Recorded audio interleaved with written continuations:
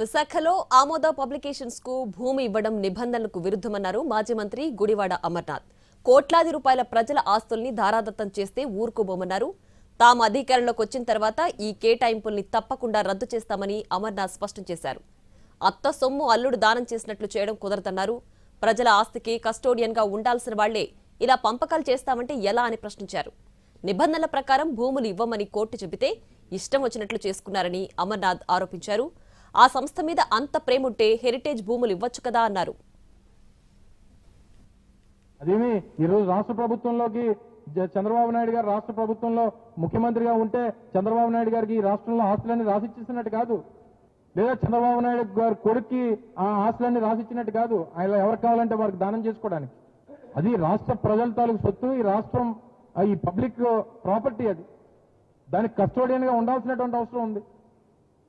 ఆ రోజు మేము వచ్చినప్పుడు దాన్ని నిబంధనలకు విరుద్ధంగా ఉందని చెప్పి రద్దు చేస్తే కోర్టు ఏమని ఆదేశించింది? నిబంధనలు ఏ రకంగా ఉంటే ఆ రకంగా దాన్ని అలొకేషన్ చేయండి అని చెప్పించింది. దాన్ని పాటించకుండా మన సొంత సంస్థ కాబట్టి మనం ఇచ్చేస్తామనంటే ఇచ్చేస్తే వాళ్ళు ఇచ్చేస్తారు. మేము వచ్చినప్పుడు మేము ఏం చేయాలి మేము చేస్తాం. అది మేము గతంలో మేము చెప్పాం కదా. ఏదన్నది నిబంధనలకు విరుద్ధంగా జరిగింది.